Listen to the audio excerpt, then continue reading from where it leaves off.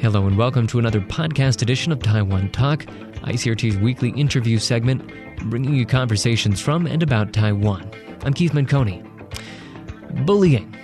You know, big kids picking on little kids, cool kids excluding the less popular.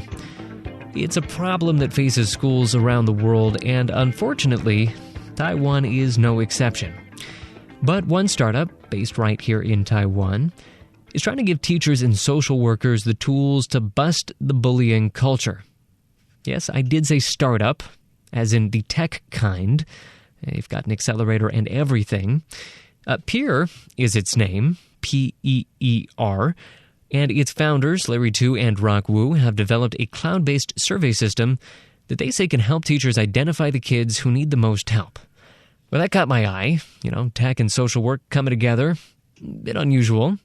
So I invited them to the ICRT studio to tell me about their startup and how it can help with the particular kind of bullying that takes place in Taiwan. Larry Tu and Rock Wu, thank you both for being here. I'm glad to be here. So just to start things out, maybe you could tell us a little bit about why you decided to work on this project. What did you see? Because, you know, you guys are recent graduates. You went through Taiwan's education system. What have you been seeing in that education system that made you think that something like this project was needed? My name's Larry. Actually, during my days at school, I've been bullied because I was fat when I was in elementary school. Everybody will make fun of my body weight and make fun of my smell, and that really hurt. But then when I grew up and I started like talking joke at school, making fun of myself, and people starting to like me, and I like that feeling. But ever since I still sometimes think of my time back at elementary school, and I think that was painful. So when I grow up, and then somebody may know that there are lots of incidents happened in this society recently, like the Taipei MRT killing incident, or there's a girl at Neihu was randomly picked and killed, and that make me wonder why these things kept happening. And then I always know that my dad was working on the system, and I didn't know how this work and what can he do. And then he introduced this system to me and tell me that they can help the counselor at school to find out who was isolated or rejected by the group at school, by their classmate, by their peer group. So I think that may help. And then I understand what he's doing, and I try to make this system better. So I find Rock to work with me. Right. So it sounds like you're saying that you really see a connection between, you know, these high-profile stabbings, these really gruesome murders, and bullying. You think bullying is the root of some of what we're seeing there. Yeah, but actually what makes a killer is very complicated. It's not just we can simply identify people with bad relationship with others is killer. But there are lots of researchers and professionals tells us that the killer and the random shooter at American school, the shooter at school, they share the same characteristic that they were being isolated or they being rejected at school, bad at school. So I think there somehow there will be some connection because there are lots of reports shows that if one being isolated or being rejected by others, by their group, if they have something to tell, they have no one to tell about their pressures. So the pressure build up and the stress build up, and eventually they twist their mind, and that's huge. Yeah. Now, Rock, what about yourself? Did you ever think that you would be working on anti-bullying software? No, actually not. Because I've been bullied, and I have bullied some people too. So to me, it's like I want to give something back to this society, because I know Taiwan's education now is not enough. We all trying to get high score. You won't get an A. What teacher's job is to help students get an A. But we all know that is wrong, because we have to make students' personality more better, not just the score. So I want to try to make something better to this society and to this education. and make Taiwan a better place to live. Okay, well, this seems like it could be a really big conversation about, what is bullying, what are the negative consequences of bullying, and I do want to get into this a little bit deeper later in the conversation, but we should probably explain to our listeners what your project is to start off with, just so that they kind of have some sense of what we're talking about here. So tell me a little bit about the system and the technology that you're developing. Okay, basically, we call our system PEER, and it's a questionnaire system, and a school's counselor can make a survey. Yeah. They can make a questionnaire, and they can customize it with their students' name list in class. Mm-hmm. So this questionnaire is doing in a classroom, and so. It will take students about 30 minutes to finish this questionnaire, and teachers could do this test online, or they can print out the questionnaire and make them write down by hands. Mm-hmm. And then they put back the result in the system, and we can give counselor a report immediately. And the report will show that how many subgroups are there in the classroom. So what kind of questions are the students going to be asked? Actually, it's two simple questions. Like we will give students a little story. It will really happen in the future. Like if there's a trip with your classmate, who would you like to be in the same group, and who wouldn't you like to be in the same group, and why? So it's basic. But students will take it very seriously because they think that, okay, I will really be with this guy during the trip. So they would like to answer the correct answer. They won't randomly fill it out. So they don't want to get stuck with that kid. Yeah. So they will write down the correct answers, and it will take them about 30 minutes to consider who would I write down. So basically, you're using the students' own opinions to find out more about this classroom. Yeah, because we thought that teacher would understand student fully, but that's wrong. Because even if a teacher is devoted to himself at class, there are only about 3 or 4 hours of times is he or she really get along with these kids. So and there are something that kids don't want to tell teachers, the research report shows that if someone being bullied, there's 60% of bullying's victims, they were not willing to tell their situation to teachers or their parents. So teachers have things they don't know. And so by our system, we can know something that you can know in regular life. All right, so I interrupted you. So then you were saying, then this information goes to a counselor? Yeah, the counselor only, not the teacher, because kids will afraid of teachers sometimes. So if they know the reports will go to teacher, they may be afraid to write down the answer. Yeah. And so this information goes to the counselor, and then how is it used? Okay, and the reports will show that how many subgroups in the class, and if counselor wants to understand a specific kid in school, and we can tell him why do he or she like others? Because they have performed good at sports or at academic performance. So counselor will understand how this kid feel about others and how others feel about this kid, and how is this kid's social status, and how is his skill of making friends. So we will put it on numbers, so it won't be just like, oh, he's good or he's bad. We can tell counselor how good he is or how bad he or she is. And then the counselor would give advice to the teacher of how to deal with this, or what would the counselor then want to do?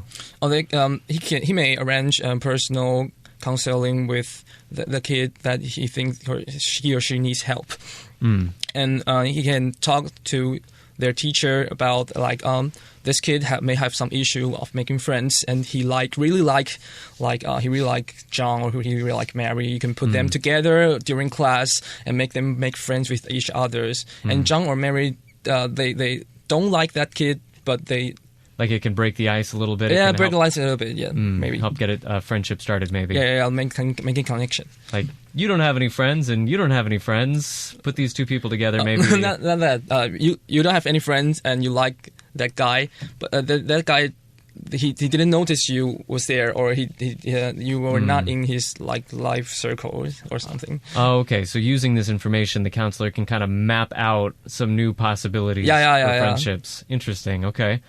And so this is mostly focused, this would be for elementary school specifically. Would it go any older than that, or are we really just looking at kids, 10 and younger? Actually, this system applied to elementary school, junior high school, and senior high school. But mainly we are now working at elementary school and junior high school.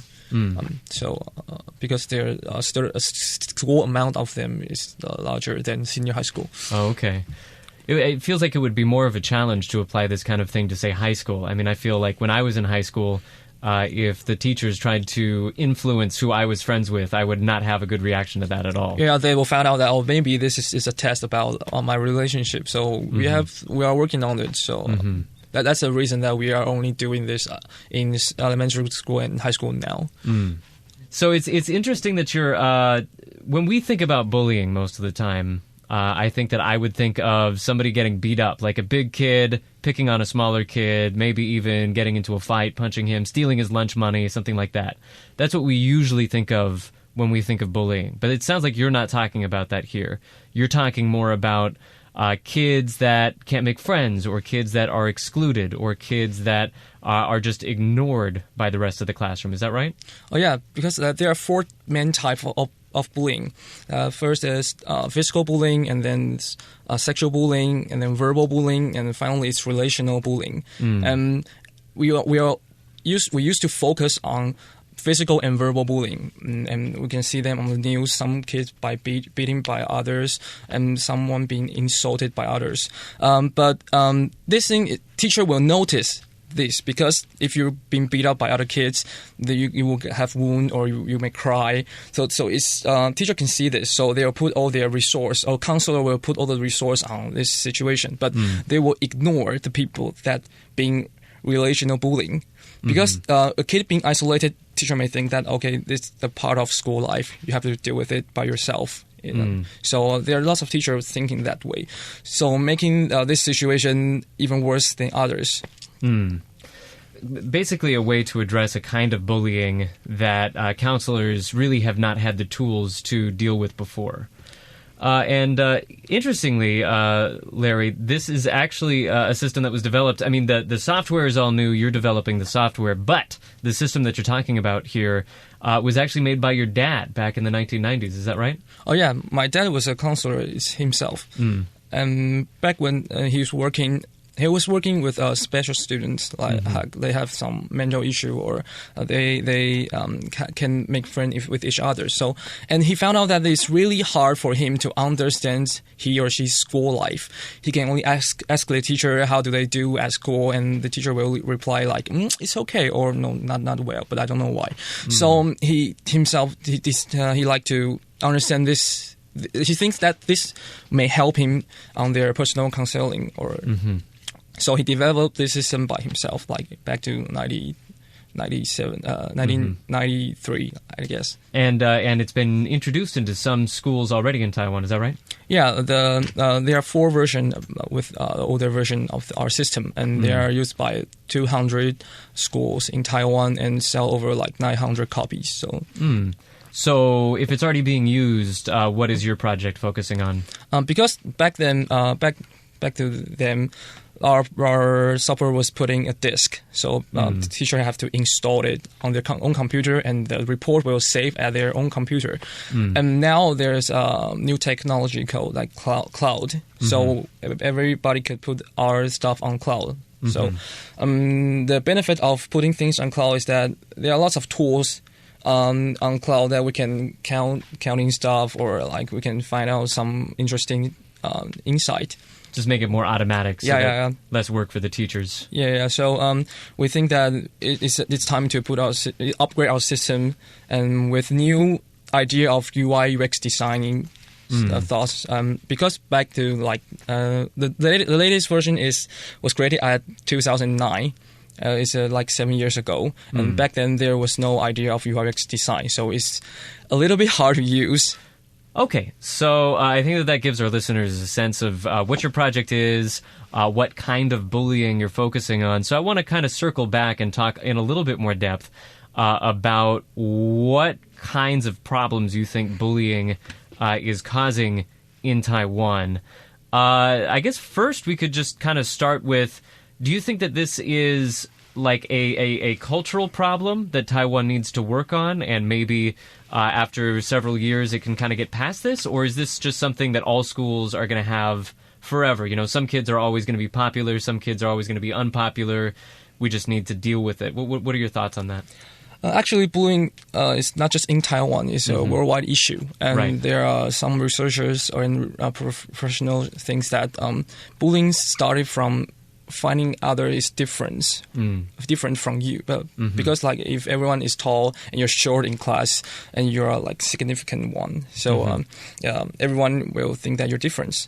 And I think it's human nature. Like we find out someone is different than us. But if we when it turns to bullying, I don't think it's necessary to happen, because if you find out someone is different and teacher told you that, different is normal because everybody is different, and you have this concept, you won't bully others. But if education didn't do well in the classroom, and the kids don't have this knowledge, and he will think that you're different, so maybe you're strange. Yeah, so I think it's a common issue. It won't get past you. You will have to deal with it. What are your thoughts on this, Rock? I think that it's kind of like maybe it's a cultural stuff, because Taiwanese people are not that confident in themselves. So if you are bullied in your elementary life, you will maybe just lack of self-confidence in your rest of your life. So I think it's very important to find this kid and help them in their early school life. Yeah, it can help them when they grow up in their job or in their waiting life, their kids. Yeah, let's talk about that. So you're saying that something that happens very early in life can really have consequences for these people as an adult. What kind of consequences are you talking about? I mean, we've already talked a little bit about, the extreme consequences, turns them into murderers. But what other kind of consequences do you see as people, get into their adulthood? Yeah, they may lack of their self-confidence. They may be afraid of to try new stuff. So we just stop there, and we don't have any new stuff there in Taiwan, like our music, our industry. They're all old, like 10 years ago stuff. It's still the same now. So they're afraid to try. And on the other way, they just don't like new stuff because it's different. I want to be the same like other people. I don't want to be different. So everything's stuck here. That's interesting. So you're saying that the reason that Taiwan's economy hasn't grown in the last 20 years, you're saying that bullying is really part of the reason? Yeah, part of it. Because school don't like new stuff, right? Because school is school. They just teach.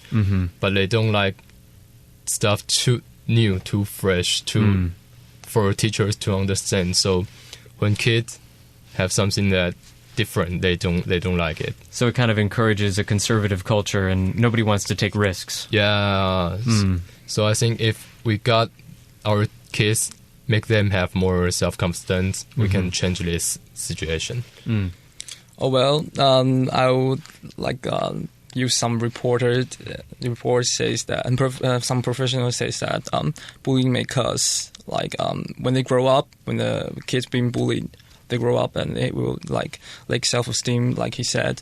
And there's some report which is a little bit controversial, but it says that the bully itself, it will hurt bully himself, because someone bully others at school.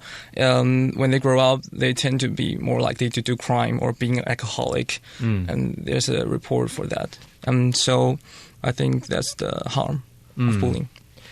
Maybe I don't want to put words in your mouth, or I don't want to say that you're arguing something that you're not, but it also does seem like exclusion, that behavior of picking somebody because they're different and excluding them from the group, that's something that adults do as well, just as much as kids do. Do you think that if you change this sort of behavior when people are young, you can make that a less common, you can make exclusion less common as adults as well? Because also report shows that once kids they have certain social status, like he's a popular kid or he's being isolated by others. And once they pass their 18 years old birthday, the thing is done. You can't change this. It's hard to change. Like you feel like a loser forever. Yeah. Yeah, you will be a loser forever. Yeah. In And that- social stuff. And that's serious. So we think that if we can change this thing, and when you're a kid, you're forming your own personality, you're learning stuff. You can change a kid easily, and if the education can do well when they're kids, maybe they can affect them when they are adult.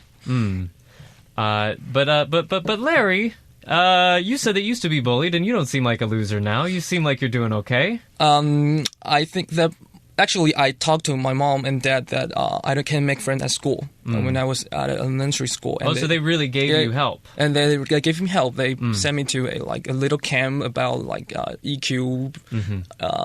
I don't know about the specific name of that camp, but they taught you about how to make friends and how to get along with others. So I think that can really do help me. So you're saying even from your own personal experience, you can see how getting help when you're young really does make a difference. Yeah. Because I tell my dad and mom and dad, and they think this is good. This is bad, and they really need to help me about that because they think making friends with others is important. But that's my mom and dad. But the others, they may be not that lucky because they may don't have the money to put their kid in a camp or something, or they didn't aware of this, or the kids are too afraid to tell their parents. So I think I'm lucky. I'm the lucky one. Now, getting back to some of the more extreme examples that we're talking about, I think a lot of our listeners will be familiar with the case of the mass stabbing in the MRT. It was committed by Chung Jia, who was actually put to death earlier this year. The stabbing was back in 2014, and interestingly, Wu, he was a classmate of yours. You knew him. Yeah, he is my senior high school classmate. So back then, he just sit there silently, don't do anything. He just sit there. He didn't reading, no, and not sleeping, no. He just sit there. And we're trying to make friends with him, hey, you want to play basketball, or hey, you want to buy some stuff, and he just don't reply, just sit there. And we might think he's a little bit weird, but we don't hate or dislike him. We just think, oh, that's him, that's Zhenzhe, it's fine. So after the incident happened, I saw a report says Zhenzhe says senior school life is his last want to kill somebody's life. Yes, because people still talk to him. Because we constantly talk to him, he feel like I've been concerned. I'm a person. I'm still a talking person in this society. So I don't want to kill anyone because somebody care about me. Yeah, so it's make me think I have to do something back to this society, because maybe if I try harder to talk to him that time, this won't happen. So it's little sad story. But Yeah, no, it's very personal connection there with very high consequences, so I can see why that would be something that would still weigh on your mind quite a lot. You said that you also bullied students, though, as well? Yeah, because I was fat in elementary school too. I was really fat, 73 kilometers and only... what kilometer? Oh no, kilogram. Yeah. Sorry. Yeah, that'd be really fat. That's really fat. It's funny. All three of us have something in common. I was pretty chubby when I was in elementary school too. Yeah, we all chubby in our childhood. It's not really fat. Just Yeah. Yeah, but You probably would have bullied me if we had been in school together. Yeah. And when I realized that I've been bullied, and sometimes I forgot, junior high school, I have a crush on my head, so I bumped into my a wall, and I got some Headache. headache. Oh, Shock. I don't. That was something hit your head, or a wall hit you? You ran into a wall? No, I fall down on a stair. a stair. Oh, okay. 3 floors high. Oh. Just, bump my head. Bump my head. Oh, you got a concussion. Yeah, I got sick. I can't eat or drink for like 1 week. Oh, wow. So I don't eat and drink anything. And that's how you lost your weight? Yeah, I just lost like 10 kilograms in 1 week. There's better ways to lose weight out there, boys and girls. Just so you know. Okay. It's an accident. So after I lose my weight, I feel like, wow, I got a new life here. I can dress myself and looking good. So people really treated you differently after that? Yeah, really different. I really know the difference. So I think, wow, those things other people do, I can do it now. Yeah, so it's a very, very bad 3-year life in my whole life. I just pick somebody and bully him, and for no reason, just, hey, come here. No, get out. Yeah. So, yeah. No, I actually, I have to admit, I can relate to that experience a lot. When I was probably between the age of about 7 and 11, I was pretty chubby as well. And it's exactly what you're talking about. After you lose the weight and after you start to become a little bit more popular and people start liking you, that's when you're most likely to become a bully, because you're still really insecure and you're like happy that you have this new social power that you didn't have before. And so that's when... And the weirdest part is when you bullying somebody, is make you more popular. Right. It's really weird. Yeah. Very not cool. Really not cool. Yeah, you basically, you're showing that you have high status. You're showing everybody in the group that you have high status. Okay, so I guess American schools and Taiwanese schools really aren't that different. And what would you say? Okay, so I mean, beyond just helping a kid make friends and putting them in contact with other people that might want to be their friends, are there more extreme interventions that a teacher might make? Yeah, because through our report, teacher may find out that because if one kid's like others, like he likes him because he good at sport, or his academic perform well, or he's funny, and then we can understand that what is this kid's like, and in reverse, that teacher will know that why is this kid being rejected by others. Like because like he's stinky like me, or like people just don't like it the way he talk, and the teacher will know why this kid was being bullied or being rejected. So teacher can like use a lesson like reading a story about you have to wash yourself every day, like you have to brush your teeth. Find a polite way to tell them. Yeah. That, so you don't directly tell like kids, oh, you're stinky, so everybody hates you. No, that's the way. That's not the way. Brutal. Yeah, that's brutal. The counselor have their knowledge to tell the kids that how to perform well in the social situation. Yeah. Is there any chance though that, I mean, if we're always looking for, here's the thing that's making this kid different, here's what we should do to help them fit in more, is there a chance that we're just going to make everybody the same, or send the message to kids that they have to be the same as one another to be okay? Actually, we can find out that if these kids want to make friends with lots of people, or he or she just, I like to be alone, it's fine. Because we are writing down who we want to be with in a group. So if a kid writes down lots of names, and this is really happening, there's a kid in our case is that he write down lots of people he like, and all the reason why he wants to make friends with them is because they will play with him in a group. All the same, he will play with me. And he write down lots of people that he don't like because he or she doesn't play with him. So the counselor will know that this kid like to make friends with others, but no one like him back. And that's sad, because that kind of kid they have more pressure, because I like you a lot, but you don't like me, and that's a serious problem. But there are kind of people that being isolated, but he or she is found out it's fine. I don't like others. I write down only 1 or 2 names on the report, and the counselor will knows that okay, he may not that kind of stress than the first kid I talked about. Oh, right. So if somebody doesn't have a lot of friends, but they're okay with it, then maybe the teacher doesn't really need to help that person too much. They can help him a bit, but not that much. Yeah. All right. So just to wrap things up, let's talk a little bit about your future plans. So are you already working with schools? We are working with about 7 schools, working with them. But there are already 36 schools is using our system now. And we are looking forward to have further cooperation with them. And I know that the schooling system can be a little bit conservative, but have people been fairly open to this so far?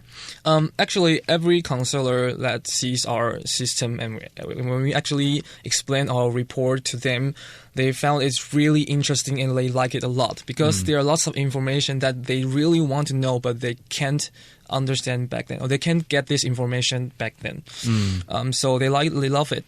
But there's a small issue, is that counseling system in Taiwan is not that important at school, because everybody wants to get an A or go to NTU, or they really don't care that much of counseling. So if the school have the awareness about we have to make kids grow up in a happy and safe situation, they will put more resource on the counseling system, and the teacher there have more power to tell the teachers that you should do this test, you should do this system on your classroom, and it will help. And the teacher is willing to do this.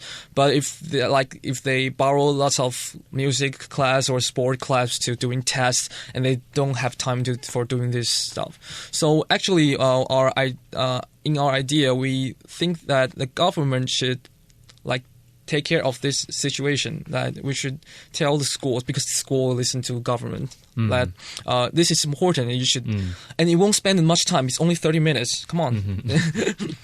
Interesting. So that's part of your message, is not just about bullying, but that students need a well-rounded education, not just focusing on tests. Yeah.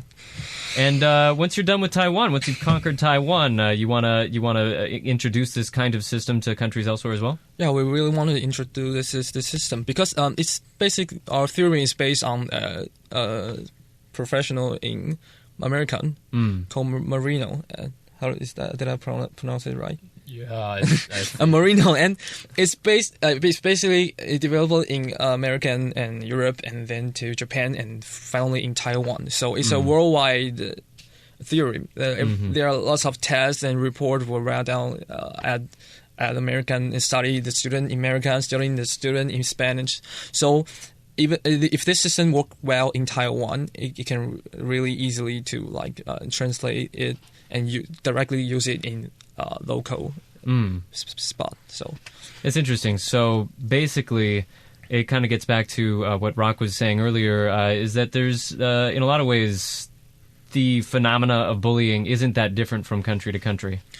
Actually, they're slightly different, but because in Taiwan, I don't think the physical bullying is significant in Taiwan. And according to our number from Child Welfare League, that the two main type of bullying in Taiwan is verbal and relational bullying. But in other country, the situation will be slightly different. If Taiwan, we don't actually bullying immigrants that much. But in other countries, I remember it's in a country in Europe, I didn't remember which one, and they will bully people who is immigrant, or he or she is not the standard sexual, I don't know. Not the normal sexual orientation. Yeah. So they'll pick on that kind of kid. So they are slightly different, but our questionnaire system is simple. It just shows that would you like or dislike these people, and why. So the why things is changing, but we can use our cloud to find out that what is the main reason, and then eventually we'll have the insight about the country's educational system, what's going wrong. So we can actually tell the government what should we do, what can you do better. If lots of kids pick on immigrants, so you have some serious situation about your immigrants policy, or the educational system have something wrong with immigrants. That's interesting. So the reasons that people are picked on can be a little bit different, but the overall phenomenon is about the same. We've already been going for so long, so I should probably wrap things up, but I'm too curious. What are the main reasons that kids are picked on in Taiwan in particular? Particularly is that maybe they're just looking different maybe So appearance is a big issue. yeah, appearance appearance maybe and- they are fat or too skinny, too ugly. I don't know. Yeah, Or and in some class that the teacher who really care about their score, really care about their score. So in that case, students with low score or bad at academic performance. bad at academic performance will get bullied just because he's got an F. How would the other students even know that, though? Because in Taiwan we can't show students that how their performance on But we test, still show. but we still show it. So Yeah. everybody know what score you got. Oh. So if you got an F, you are a bad student. I don't want to play with you. Even our parents are telling us not to play with Kids with bad score. Really? Yeah, it's a cultural stuff. Really. That is so different from the U.S. Yeah. When I was in school, I had to hide if I ever got an A on anything. I didn't want anybody to know that. That's like exact opposite. So would it even be like the teacher saying, like, kind of stigmatizing the people with the low scores? Yeah, because Some teacher will do that. They can even say that if you don't get better grade, you can't play with each other. You can just sit there during your break time. Yeah, that's my elementary life. So you're a bad student? Yeah, I got bad grades in elementary school, and I'm fat, and I'm looking ugly. I'm stinky because fat guys stink. I don't know why, but Not all fat guys. Not all fat guys. Oh man, so I can just sit there for the whole break time, the whole 10 minutes. I just sit there and do nothing. It's so interesting. Yeah. Okay. The list of things that make you unpopular in Taiwan is very different from the list of things that make you unpopular in the U.S.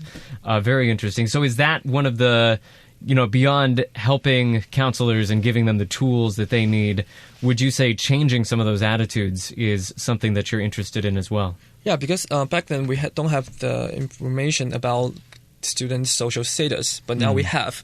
So we can look into this information. We can find some insight that there are lots of stuff going wrong in this education system, and we can maybe make it good. All right. Well, we have been speaking today to the developers behind Pure, Larry Tu and Rock Wu. Larry and Rock, thank you both so much for joining us today. Thank you very much. Thanks for listening to another podcast edition of Taiwan Talk. Taiwan Talk, of course, broadcasts on ICRT FM 100 every Monday at 8 a.m. and 6 p.m., right after the top of the hour newscast. You can find it there. Or you can find the extended podcast version online. That's the version you were just listening to right here. Look for that on the ICRT website, on iTunes, and, wherever you would expect to find podcasts. Quick little note, if you want to learn more about Pure, you can find their website at peertest.online. That's peertest.online. Don't know when to end stopping E's, just a lot of E. But anyway, yeah, you can visit that website. It's in Chinese, but if you can read Chinese, it tells you everything you need to know about the project and how you can get involved. So a lot of good stuff there. That is it, though, for the show today. For ICRT and Taiwan Talk, I'm Keith Menconi. See you next time.